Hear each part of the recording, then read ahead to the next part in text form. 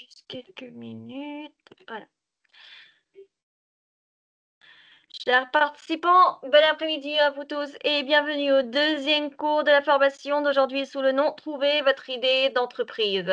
Dans ce cours, vous allez découvrir quelles sont les principales qualités requises pour être un bon entrepreneur. Tout cela avec Dr Abdelwahab Dajbari, membre du corps professoral de l'Université Mid-Ocean. Accordons maintenant la parole à Dr Abdelwahab. Dr Abdelwahab, la parole est à vous. Vous pouvez commencer votre deuxième cours. Merci notre cher collègue Malek Sabbar. Merci à notre cher collègue, notre support technique Abdelrahman Bardadi.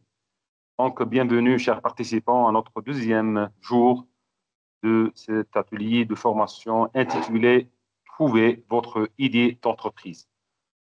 Donc, aujourd'hui, on va essayer de parler sur un sujet très important dans le monde de l'entrepreneuriat. C'est ce qu'on appelle le profil entrepreneurial. Donc, aujourd'hui, notre sujet, c'est le profil entrepreneurial.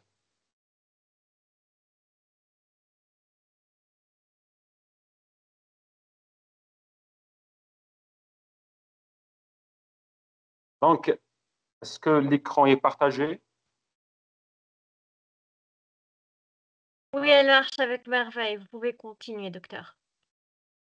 Donc, maintenant, nous avons dans ce diapo les 4 niveaux du savoir. Donc, hier, je parlais sur cette idée-là. Donc, nous avons ici les 4 C et l'équivalent de les 4 S. Donc, nous avons au début le savoir, le S de savoir, en bleu, et l'équivalent, c'est connaissance. Le deuxième, c'est le savoir-faire, l'équivalent, c'est les compétences, et le savoir-être, en bleu, et l'équivalent, c'est le comportement, et le savoir-faire, faire, ce qui donne le caractère. Donc, du savoir à savoir-faire, nous avons les pratiques. De savoir-faire vers le savoir-être, nous avons l'expérience. Et de savoir-être au savoir-faire, faire, c'est le développement. Donc, dans chaque phase, nous avons une tendance, si vous voulez, hein, de savoir jusqu'à savoir-faire, nous avons les pratiques. Du savoir-faire au savoir-être, l'expérience. Et de savoir-être au savoir-faire, faire, le développement. Donc, de connaissances, aux compétences, au comportement, jusqu'à les caractères. Ça, c'est ce qu'on appelle le caractère entrepreneurial ou bien le profil entrepreneurial. Ok, elle marche avec merveille, docteur. Donc, ça, ce que je parle, c'est les 4 niveaux du savoir.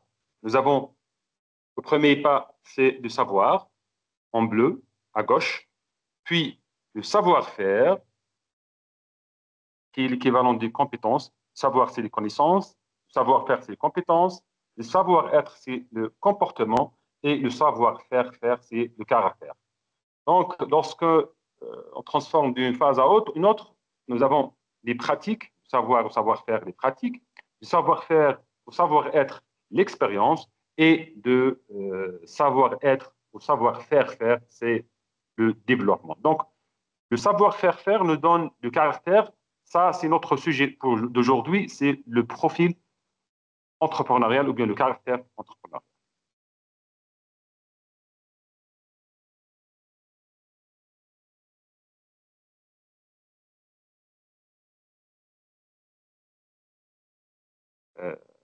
Les diapos, ça ne marche pas avec les diapos 1.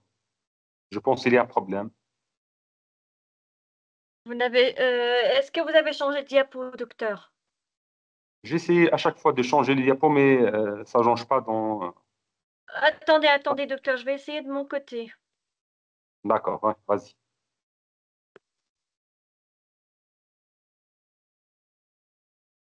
Donc, vous pouvez voir mon écran Oui, et les diapos? Changement de ouais, diapo? Sur lesquels diapos voulez-vous Troisième diapo. expliquer? Troisième diapo, d'accord. Très bien. Donc, les 4 phases sont les savoirs, savoir-faire, savoir-être et savoir-faire.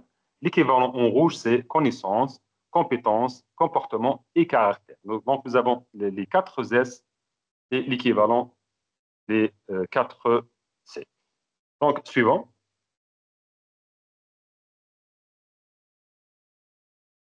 Donc, la question qui se pose ici, ou bien la problématique ici, c'est quelles sont les principales qualités requises pour être un bon entrepreneur. Donc, ça, c'est la problématique d'aujourd'hui. Donc, quelles sont les principaux, ou bien les principales qualités requises pour être un bon entrepreneur.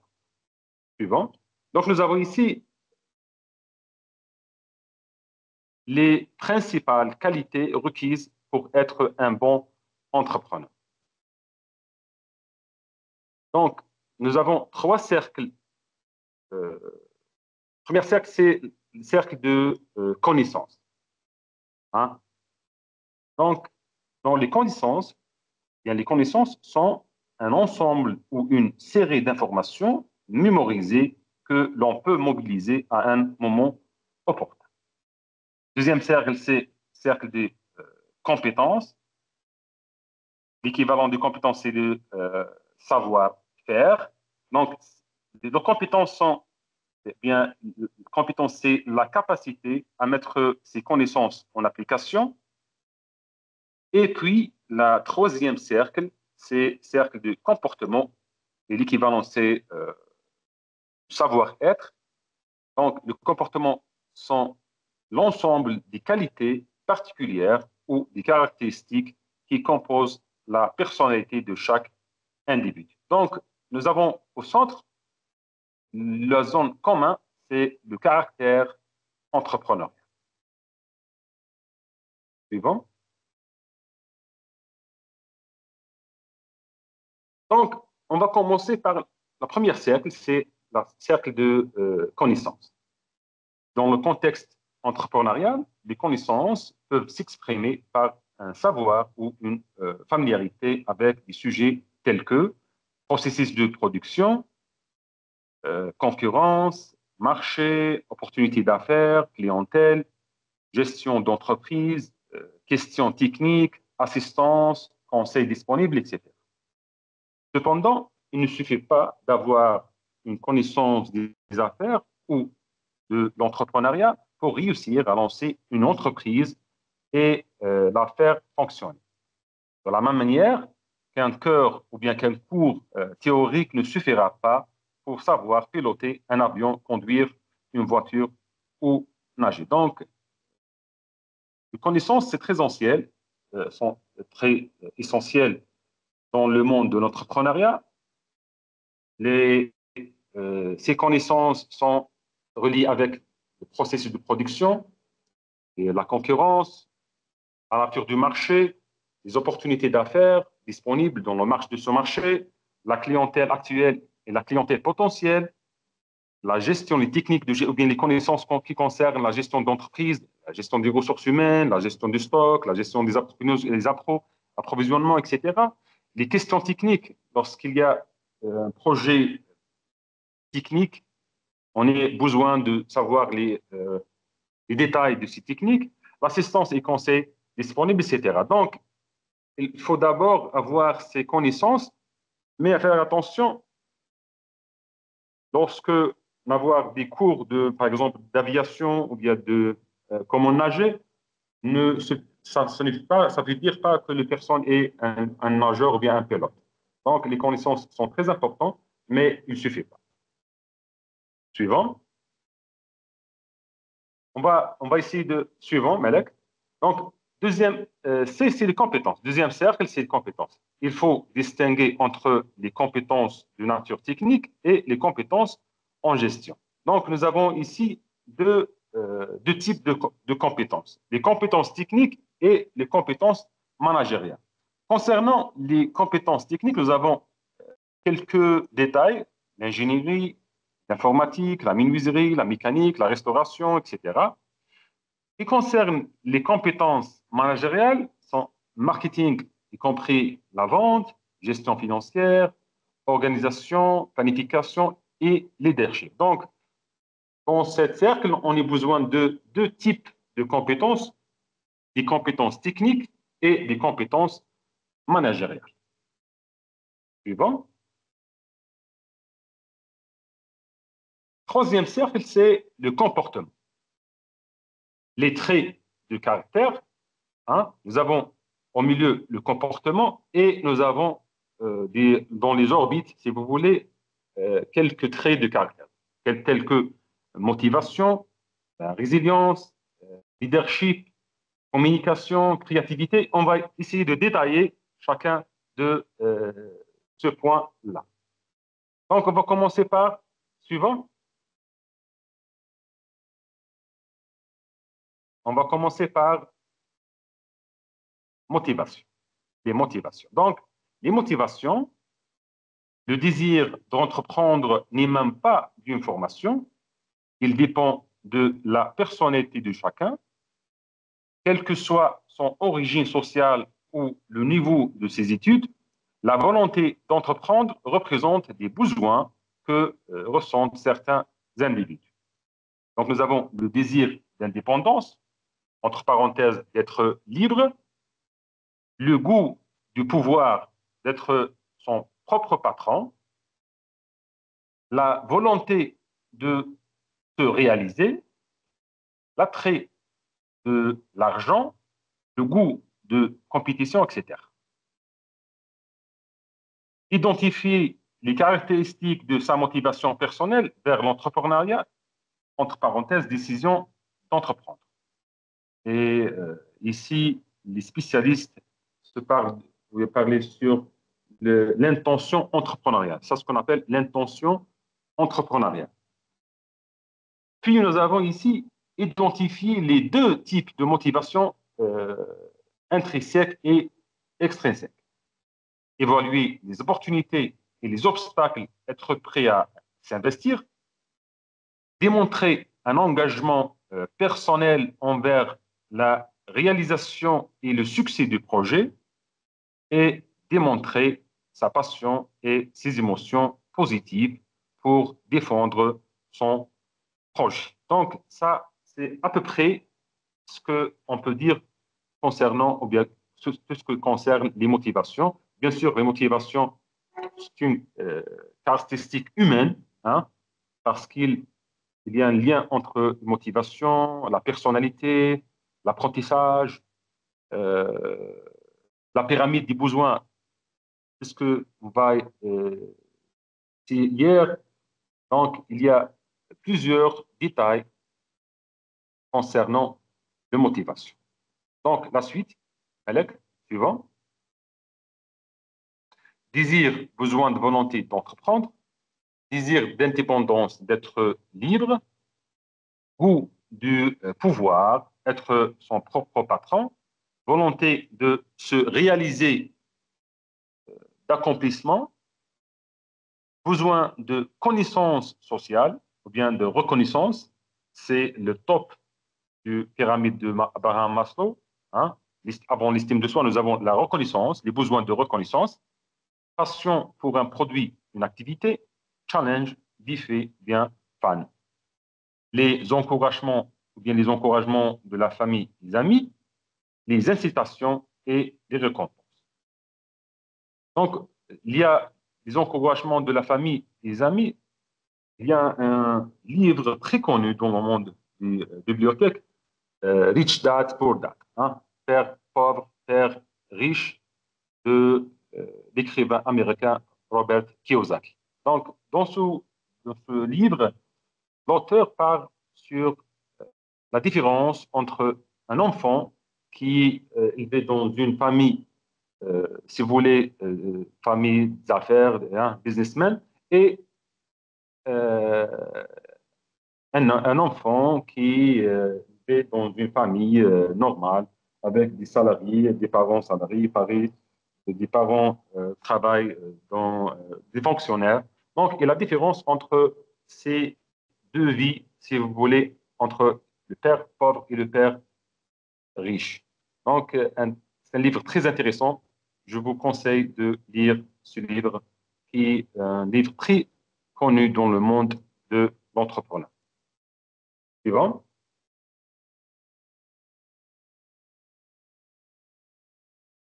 Résilience à refaire.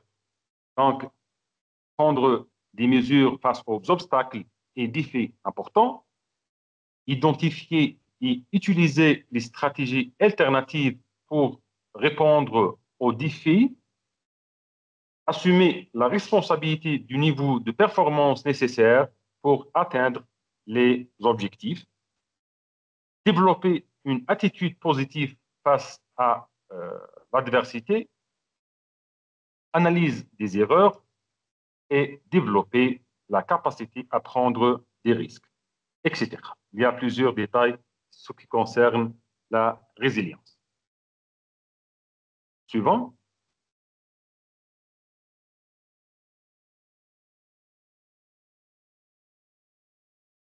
La résilience entrepreneuriale, c'est l'art de transformer les blessures traumatiques en une opportunité de création de sens, de valeur à la fois symbolique, économique et sociale pour d'autres que soi-même par le choix de l'acte d'entreprendre. Donc, j'ai une image sur extrait d'un livre qui parle sur le processus de résilience. Il commence par un blessure, puis un traumatique, jusqu'à la personne. C'est un mécanisme psychique. La résilience, c'est un mécanisme psychique, mais très important dans la personnalité de l'entrepreneur. Il faut être résilient, si vous. Suivant.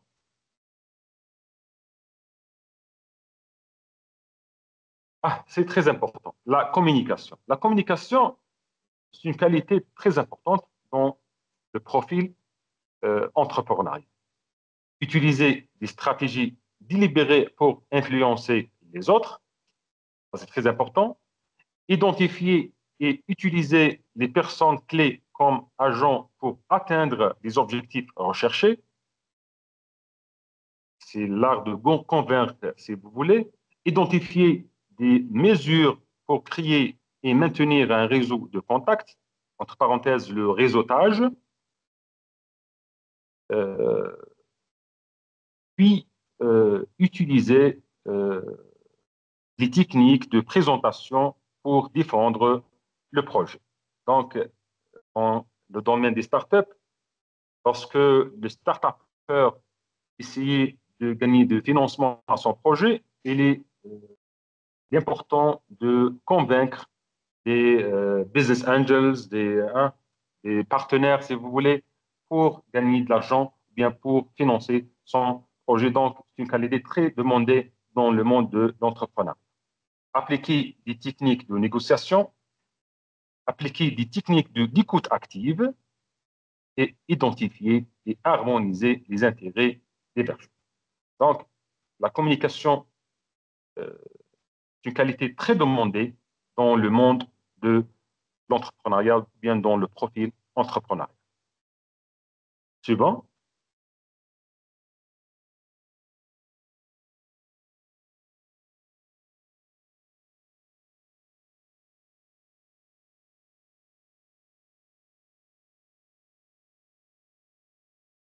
Après la communication, il y a... Ouais. Ah, d'accord. Je croyais que je dois passer à la... Motivation, le diapo numéro 14.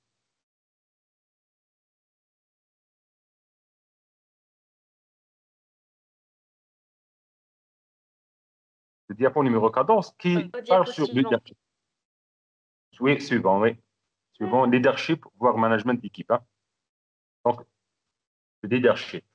Le diapo, voilà, exactement. 14e diapo. Donc, leadership, c'est identifier les émotions et reconnaître leur impact sur le travail et les relations. Donc, un leader, essayer d'identifier les émotions et reconnaître leur impact sur le travail et les relations, bien sûr, les relations humaines ou bien les relations entre les membres d'équipe. Donc, développer une auto-évaluation et connaître ses forces, ses faiblesses et son style de leadership. Développer la confiance en soi et l'estime de soi, c'est très important. Analyser et différencier le management du leadership et motiver et engager les collaborateurs. Donc ça, c'est concernant le leadership. Toujours dans le même sujet de leadership, on a besoin de trois styles de leadership. Donc nous avons des responsabilités liées aux activités de l'entreprise et des responsabilités liées à leur personnel. Donc, nous avons ici trois styles de leadership suivants.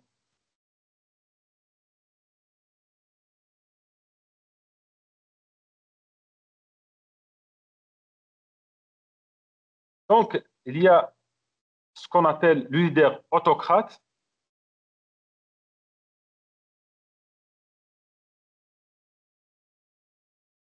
Suivant.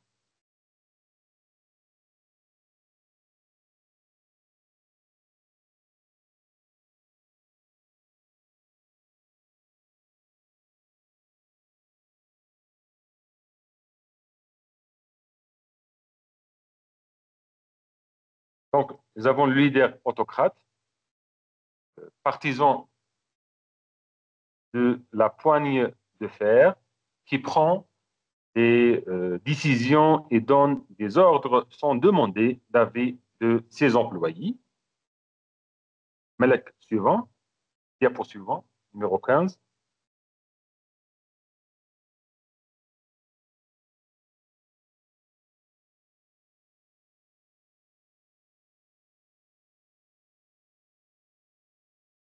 Donc, nous avons le leader autocrate, le leader démocrate, un partisan du passant au vote, qui permet que le personnel puisse intervenir dans les décisions. Et le troisième style de leadership, c'est le faux leader, le partisan du laisser-faire, qui évite de prendre des décisions. Donc, nous avons ici trois styles de leadership. Donc, leadership, c'est une qualité très importante dans le profil entrepreneurial parce que l'entrepreneur a besoin de prendre des décisions et doit être un leader dans son équipe parce qu'il va travailler dans une équipe de personnel. Donc, il va essayer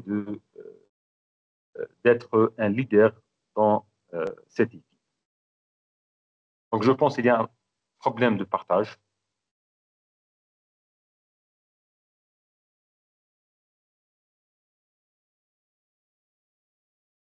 La créativité, une autre qualité très demandée, utilisée avec logique des outils qui contribuent au processus créatif, démontrer une attitude proactive à saisir les opportunités, démontrer une aptitude à prendre des initiatives, développer une attitude positive face aux incertitudes liées au processus et adopter une démarche participative de recherche d'idées. Donc, dans cette image partagée avec vous, nous avons ce qu'on a dit concerne le leadership. Donc, il y a trois styles de leadership. Le leader autocrate, hein, entre parenthèses dictature, le leader démocrate et le faux leader. Donc, le leader autocrate ici, partisan de le point de fer, qui prend des décisions et donne des ordres sans demander l'avis de ses employés. Et ça, entre parenthèses, c'est du conseil. Hein. Donc, deuxième style, c'est le leader démocrate, partisan du passant au vote, qui permet que le personnel puisse intervenir dans les décisions. Et troisième style, c'est le faux leader, partisan du laisser-faire, qui évite de prendre des décisions. Donc, je pense que les styles préféré, c'est le deuxième style, le leader démocrate, dans le profil entrepreneurial. Suivant. Le suivant, c'est la créativité. Hein. La créativité, ou bien l'innovation, l'esprit d'innovation, utiliser avec logique des outils qui contribuent au processus créatif,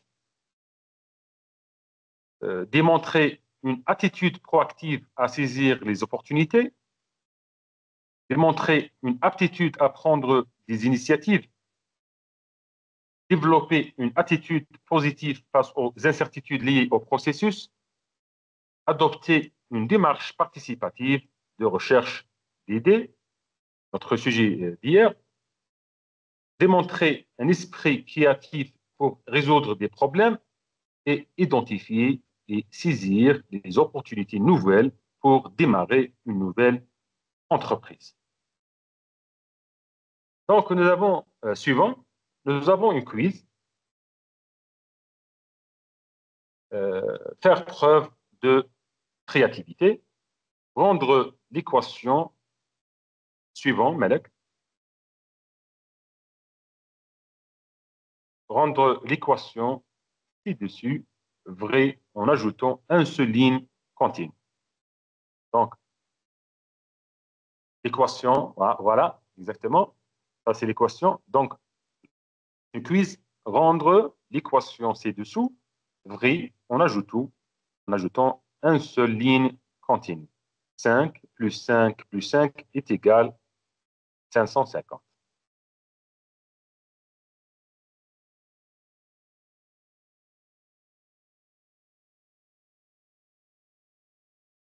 5 plus 5 plus 5 est égal à 550. Vous avez le temps de résoudre ce quiz ou bien ce problème. Donc, les besoins de créativité. Hein. On a besoin ici de créativité. Comment résoudre le quiz? Comment rendre cette équation vraie en ajoutant une seule ligne continue? Donc, vous avez le temps. Hein. Vous avez le temps de résoudre ce problème. Donc, Suivant. pour ceux qui veulent répondre, vous pouvez soit lever la main, soit l'écrire sur le chat. Oui, vas-y. Allez, vas-y. 5 plus 5 plus 5 est égal à 550. Comment rendre cette équation vraie en ajoutant une seule ligne continue?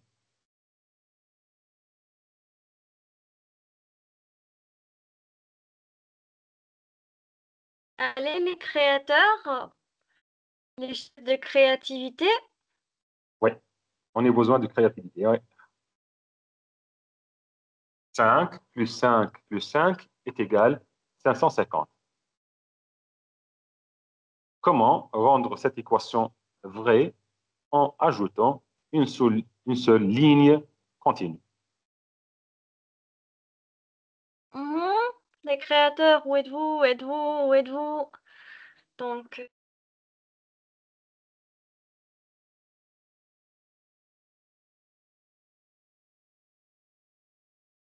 personne ne répond? Oh là là là là là là là là. Je Vous ne pense, voyez Malek, rien? je pense à un problème de partage. Hein. Oh là là, depuis le début? Non, non, Juste maintenant? Ok, je vais réessayer. Maintenant?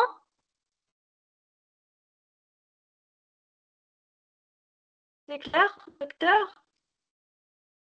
oui, ça va, très bien. Oui, ça marche. Donc, rendre l'équation ci-dessus vraie en ajoutant une seule ligne continue. 5 plus 5 plus 5 est égal à 550.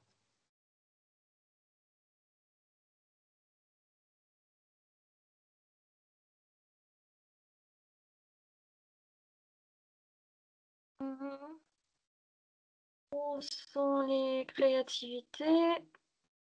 Alors, je vais arrêter le partage pour voir les commentaires. Allez, à midi, dit 545 plus 5 fait 550. Très bien. Oui, ça c'est la solution. C'est qui? Ali Hamidi. Ali Ali Hamidi. Hamidi. Ali Hamidi. Excellent, Ali Hamidi. أستاذ ملك، علي حميدي يستاهل جائزة. Ah, ah. Voilà. Alors, Ali Hamidi a une très grande qualité de et créativité. Ah, bah voilà, il est comorien. Comorien. Donc, ça, oui, c'est vrai. Tu as raison. Ali Hamidi, excellent travail. Donc, on revient dans notre partage d'écran, docteur. Oui, Alors, juste un moment. Hop. On peut voir l'écran, pas de problème. suivant, le diapo suivant, oui.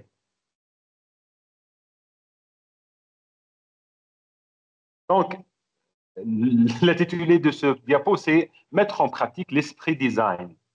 Donc, la question ici, c'est combien d'utilisations peut avoir une pastèque? Alors, vous avez une nouvelle question là. Pour ceux qui veulent Non, répondre, la veuillez réponse, s'il vous plaît. la réponse, Malek, la réponse dans le diapo suivant, hein. Ah, vous n'allez pas laisser les participants répondre, d'accord.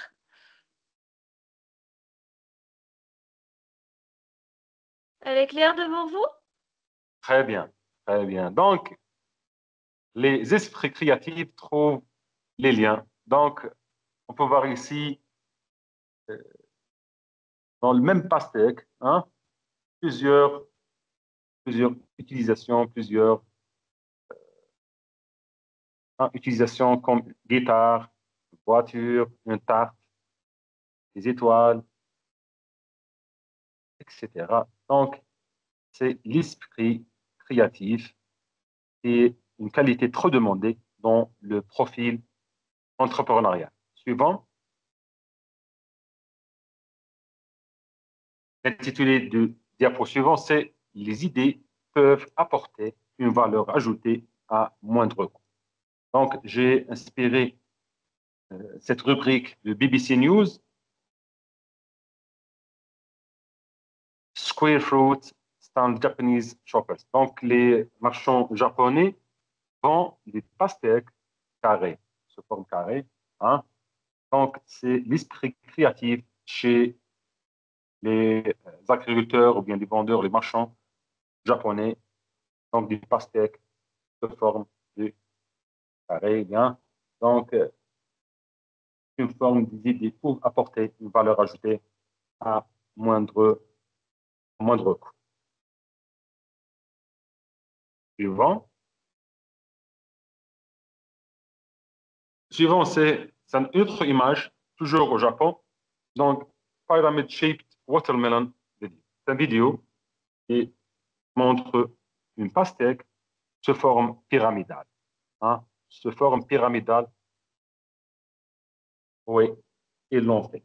Donc, à la fin de ce diapo, hein, se forme pyramidale, pastèque se forme pyramidale. Dernier diapo, hein, chacun de nous dans un rue et dans un point, dans un point, il est besoin de choisir le chemin soit à droite ou bien à gauche. À droite, c'est le chemin de entrepreneur, d'être entrepreneur ou bien d'être salarié. Donc, vous avez le choix d'être des entrepreneurs ou bien des salariés.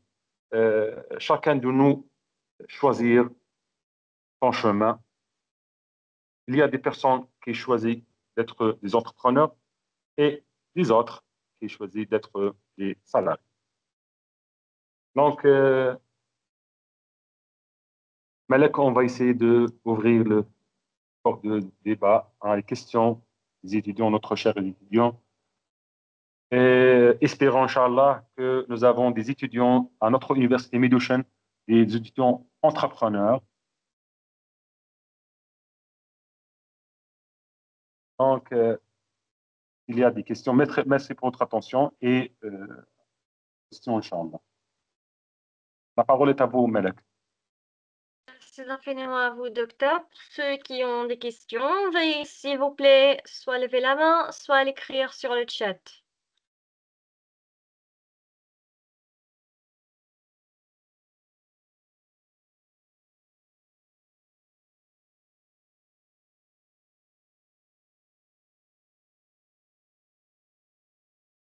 Pas de questions?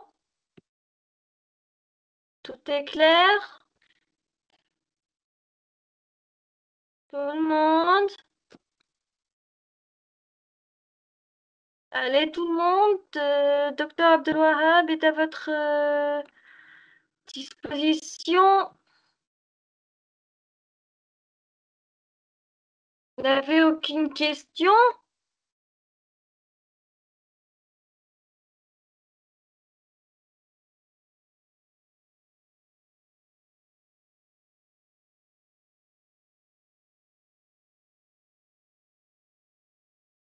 Voilà, il y a une première question. Allons la voir. Allons la voir. Est-ce qu'on nous a... Oui, oui, oui, vous aurez le PBT et l'enregistrement de l'atelier via vos emails. Donc, restez connectés et vous aurez tout. Et j'espère sincèrement que tout le partage d'écran était visible chez vous. Sincèrement, du fond du cœur.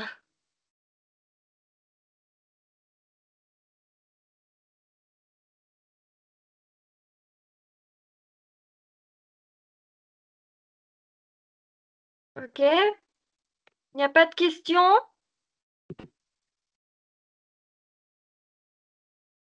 Tout est clair? Mais là que nous avons un étudiant qui dit oui, pour moi, c'est bon. Donc, il choisit son chemin d'être entrepreneur, je pense. Hein. Oui, mon chi, c'est mon chi. Ali Hamidi, merci pour la présentation. J'aimerais avoir une idée sur les outils à connaître pour bien débuter une entreprise.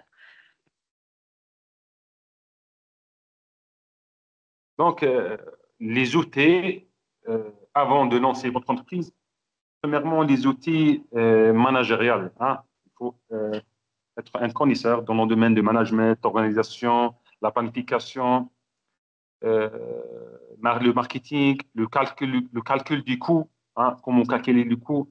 Donc, il y a un détail, il faut le avoir. Puis, la réglementation, c'est très important parce que la réglementation, bien la loi, se diffère d'un pays à l'autre.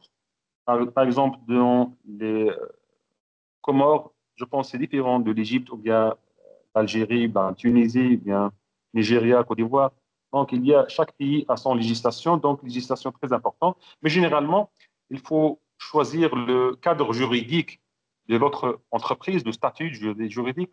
Il y a le SARL, Société à responsabilité limitée, soit un EURL, ou Société par action, ou bien un SNC, etc. Donc, il y a plusieurs types, ou bien plusieurs cadres juridiques de l'entreprise parce que le cadre juridique est très important dans le lancement de votre entreprise. Puis, il y a des connaissances concernant la fiscalité, hein, tout ce qui concerne les impôts, la fiscalité, l'IRG, l'IBS, les TVA, etc.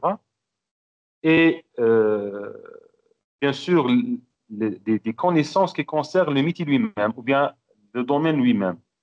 Par exemple, il y a une collègue dans notre université Mid-Ocean qui choisit de créer une boîte de tourisme ou bien agence de voyage.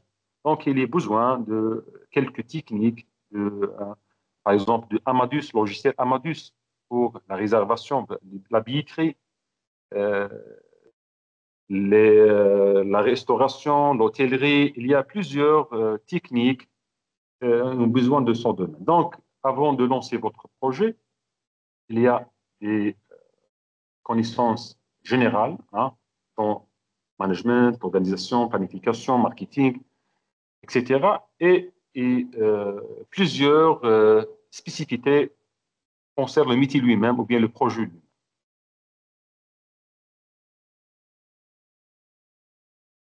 Donc, est-ce qu'il y a des autres questions? Super, docteur. Donc, pour ceux qui ont des questions, veuillez, s'il vous plaît, soit lever la main, soit l'écrire sur le chat.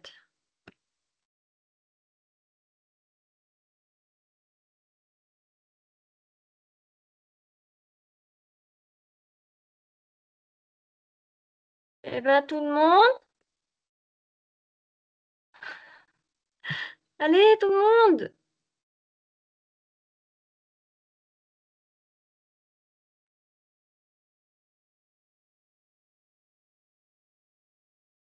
Tout est clair?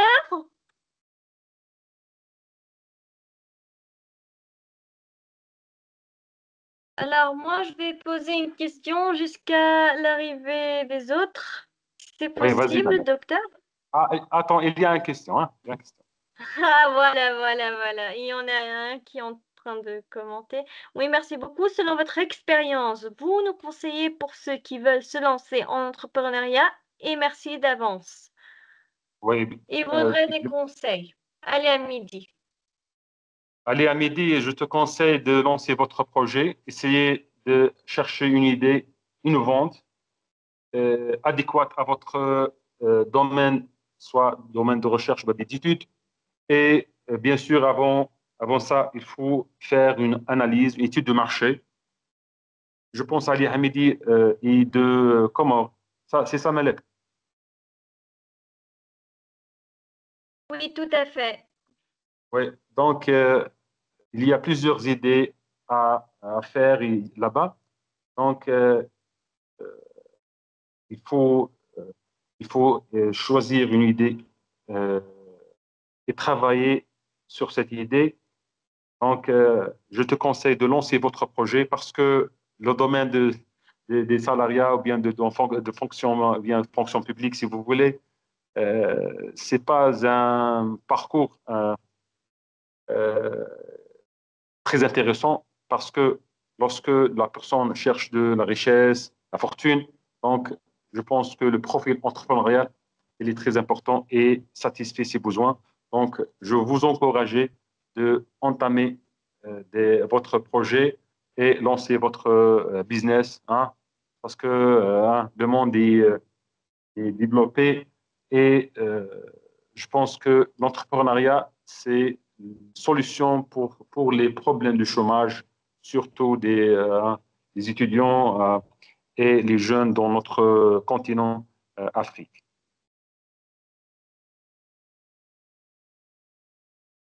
Je vous en prie, Super, Monsieur donc Ali. super, docteur. Donc, passons à Abdo. Abdo, la parole est à vous. Alors, bonjour. Je sais pas pourquoi j'ai envoyé des messages, mais ça n'a pas marché. J'ai envoyé 2 ou 3 messages à l'heure. Et de toute façon, je vais poser ma question oralement. Alors, pour moi, j'aimerais bien partager un petit peu ma petite expérience, mais en même temps, c'est une question. Moi, j'étais, j'étais un salarié, j'étais plutôt un fonctionnaire dans la fonction publique. Mais je ressentais toujours qu'il y a quelque chose qui ne va pas chez moi. Donc, j'ai voulu faire une basculation vers quelque chose, un autre univers pour le découvrir. Je me sentais pas bien dans mon bureau, dans ma tâche, dans mon travail. Donc, mais d'une manière sans calculer beaucoup de risques, sans calculer beaucoup de choses, j'ai switché du salarié, du monde de salariat au monde d'entrepreneuriat. J'ai créé ma petite start-up. Au début, c'était dans un domaine qui n'était pas, soi-disant, c'est une petite expérience qu'il y avait là-dedans, mais qui m'intéressait pas beaucoup. Mais j'ai dit, bon, voilà, ça sera un départ, mais dans tous les cas, ça va être mieux que ce que je vis. J'ai fait une petite entreprise de menuiserie et, alhamdoulilah, en ce moment, ça marche très bien. Je prépare mon doctorat en ce moment-là. Mais ma question, monsieur, c'est, moi, j'ai pas fait des étapes, j'ai pas calculé mes étapes, j'ai rien fait. Un, deux, j'ai fait le saut. Ma question, monsieur, comment peut-on garantir un switch de telle manière à ne pas tomber dans l'échec ou quelque chose comme ça. Quelles sont les étapes à suivre dans l'action du switch? C'est ça ce que je demande. Quelles sont les étapes à définir tout d'abord avant de prendre ce risque? Moi, je sais bien que j'ai pris un grand risque, mais alhamdoulilah, mon Dieu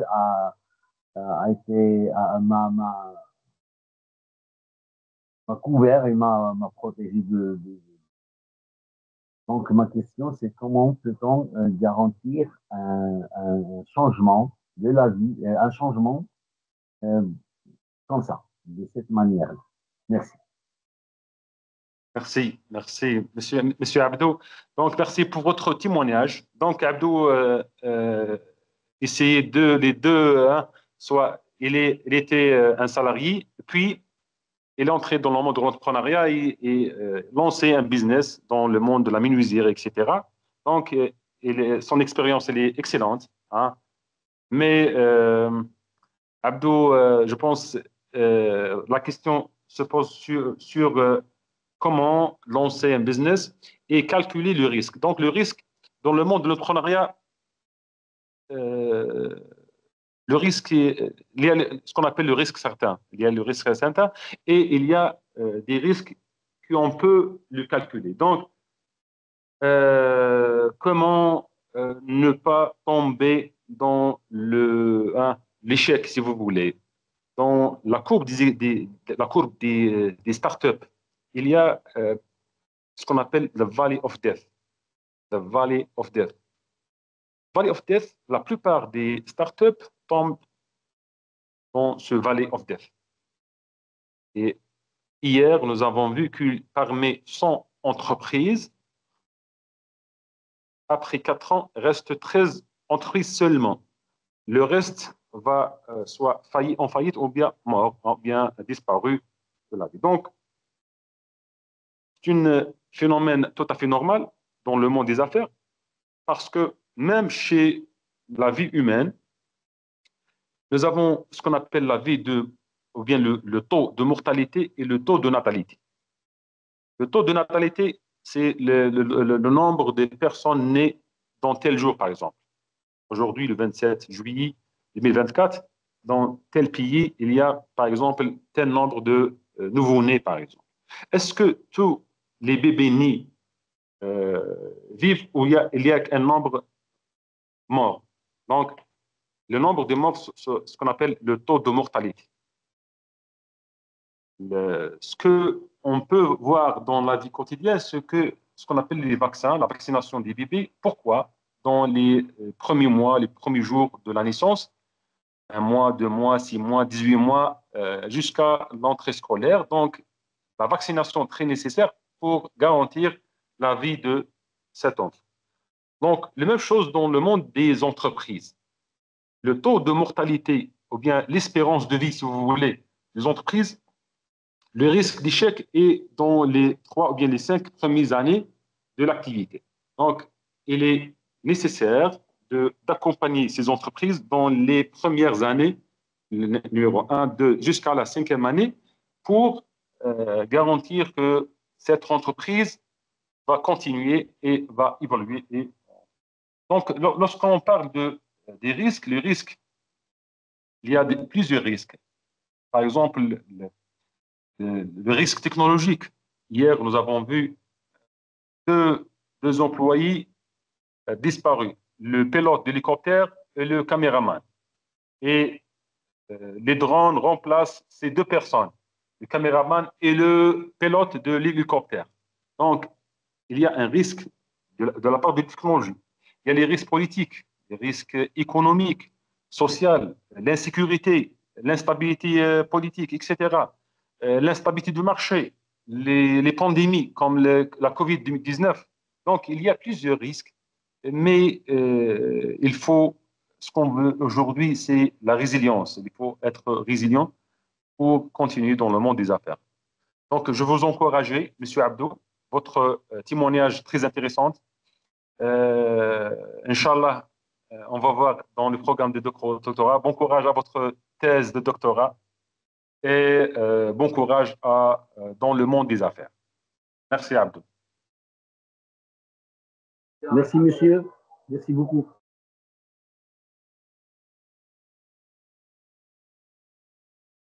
Super. Donc, pour ceux qui ont des questions, veuillez, s'il vous plaît, soit lever la main, soit l'écrire sur le chat. Voilà, on a une question de... Ça se dit, en quel moment on doit démissionner de notre emploi pour se concentrer sur notre entreprise? Très difficile. Question très difficile. Non, la démission, attends, Anna, pour moi, c'est mon avis, propre avis. Donc, mon propre avis, c'est essayer d'être salarié, essayer le monde de salariat, le monde de fonction, et puis entrer dans le monde de l'entrepreneuriat. Je pense que le parcours de M. Abdou, c'est le parcours idéal. Abdou essaye le monde de salariat pour quelques années, et puis développer une idée d'entreprise. Abdo ici dans le domaine de la menuiserie, la fabrication, etc. Donc, après quelques années d'expérience de le monde de salariat, il entame son projet, son propre business. Donc, la décision de démission, je pense, c'est une décision personnelle pour chacun et la relation avec votre principe, les pressions de travail, votre situation familiale, etc.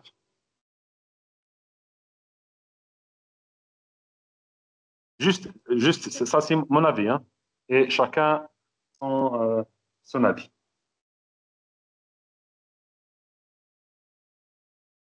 Merci pour votre question, hein. Merci. C'est très intéressant. Merci infiniment.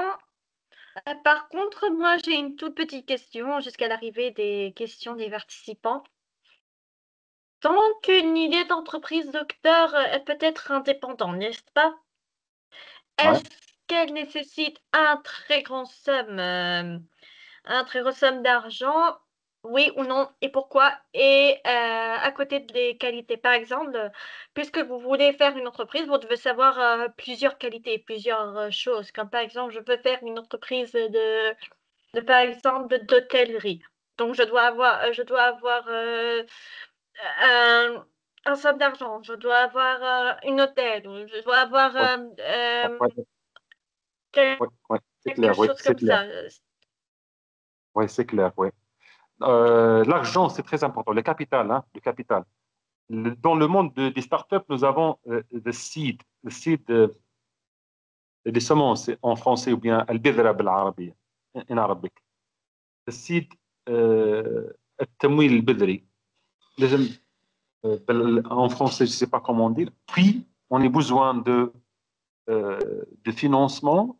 Il y a plusieurs phases de financement. Premièrement, l'entrepreneur demande du financement de membres d'amis, ou bien de membres de la famille, les amis, les parents, etc.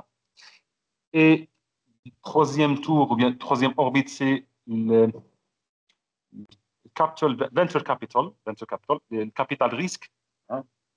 Il y a des établissements, il y a des organismes de financement dans chaque pays. Par exemple, ici en Algérie, il y a l'ANAD, l'Agence nationale de développement de l'entrepreneuriat, ex-ANSEJ, l'Agence nationale de soutien de l'emploi des jeunes.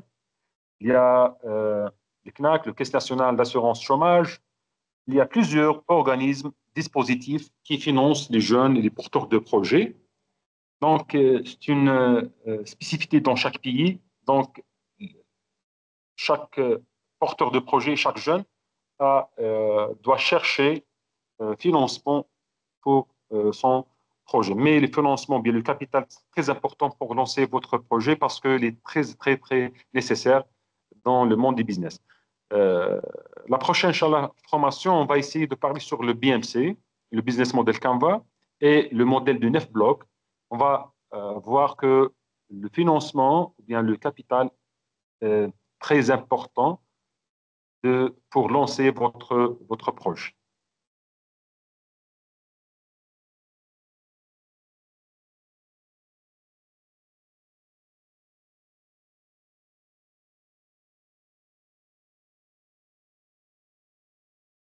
Est-ce qu'il y a des autres questions?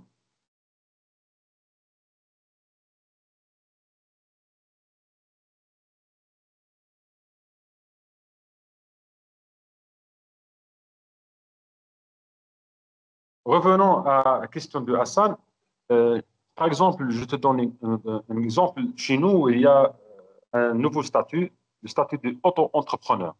C'est-à-dire, le salarié peut créer son entreprise sans démission de sa sans fonction. C'est un nouveau statut, un statut qui garantit les droits, si vous voulez, hein, de fonctionnaire, le statut d'auto-entrepreneur. Auto-entrepreneur, c'est-à-dire l'employé reste dans son poste de travail et en même temps lancer son business ou bien avoir une mise en disposition, mise en disponibilité, hein, une statut, hein, dont les gens qui travaillent dans le monde des ressources humaines, c'est bien que ce que je dis. Donc, la mise en disponibilité et essayer de lancer votre business.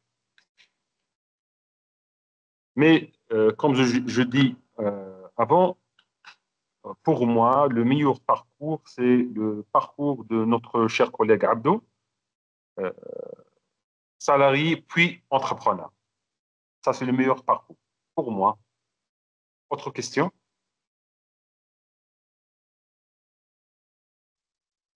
Super, donc pour ceux qui ont des questions, veuillez s'il vous plaît, soit lever la main, soit l'écrire sur le chat.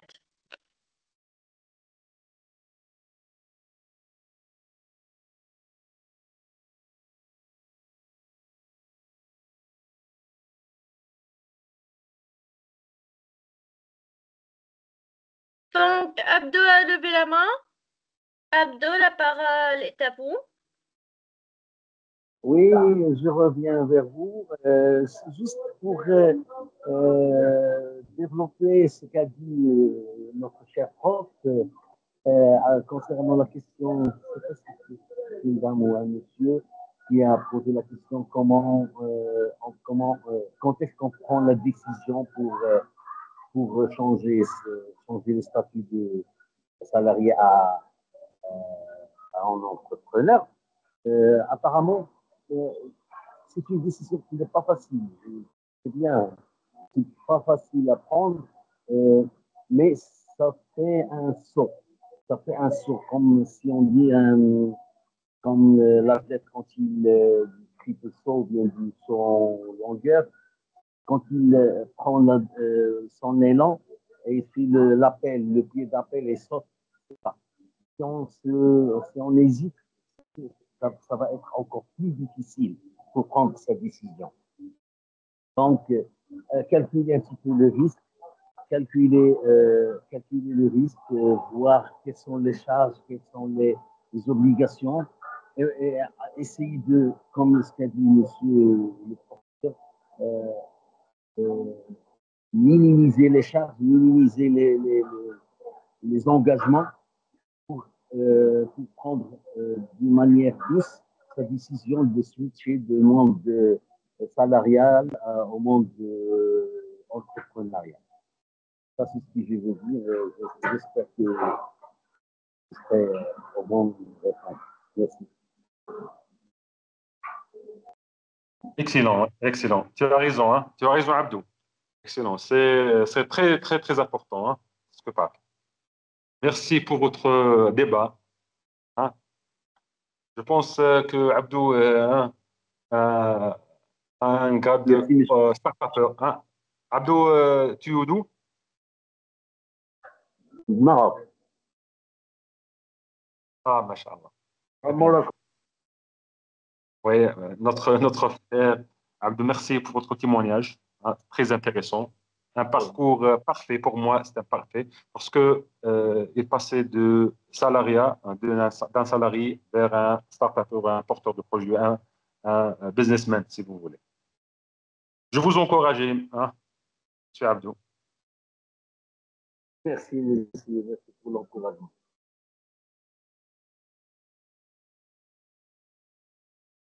Super, donc pour ceux qui ont des questions, Oui, s'il vous plaît, soit lever la main, soit l'écrire sur le chat.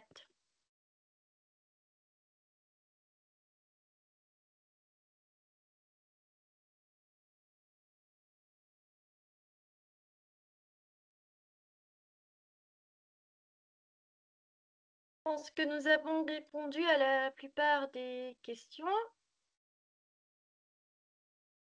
À la fin de l'atelier d'aujourd'hui, docteur, voulez-vous ajouter quelque chose?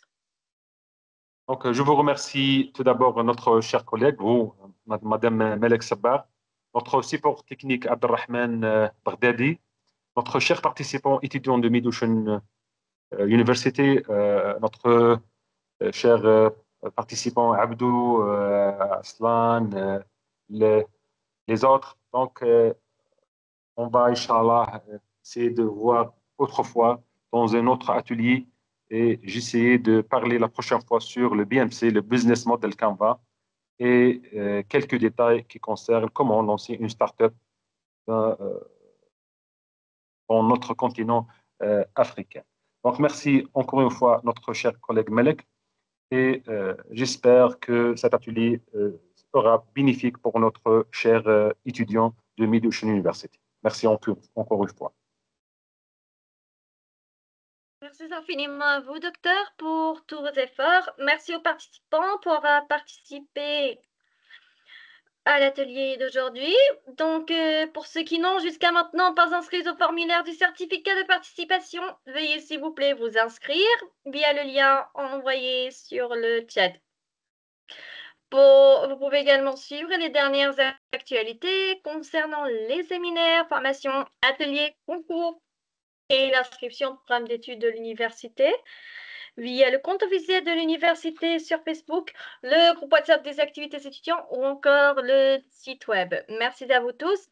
Nous vous souhaitons je vous souhaite Inch'Allah, une excellente journée. Nous vous verrons également dans nos prochaines formations, mais avant tout, allons voir Abdo, si c'est possible, docteur. Abdo, la parole est à vous.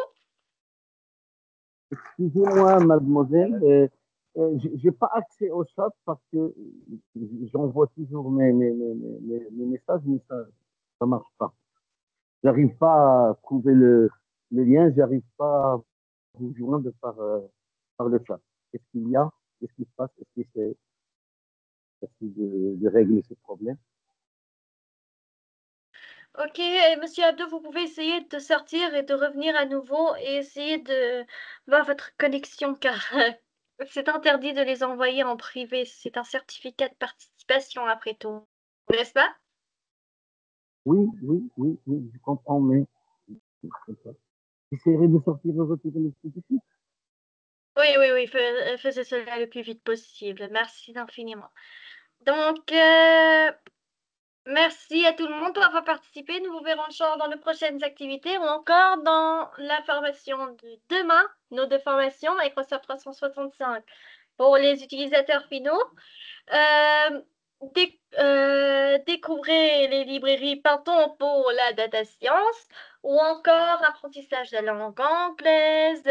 Vous avez également Microsoft 300, comment peut-on élaborer un logiciel à l'aide de Microsoft Access ou encore la communication qui n'a pas besoin de la communication, que ce soit pour entreprise, que ce soit pour encore dans le marché du travail, dans son travail individuel, etc. Vous avez également de nombreuses formations marketing digital, préparation à l'examen du DELF-DALF, euh, la formation qui a été tellement demandée. Vous avez également Python pour machine learning, les outils d'analyse du marché. Vous avez également apprenez à programmer en Java et plein d'autres activités que vous aurez accès. Donc, Abdo, essayez de m'envoyer via WhatsApp. D'accord? Merci à vous tous. Nous vous souhaitons une excellente soirée. Au revoir. Merci. Au revoir. Merci, Melek. Merci à tous.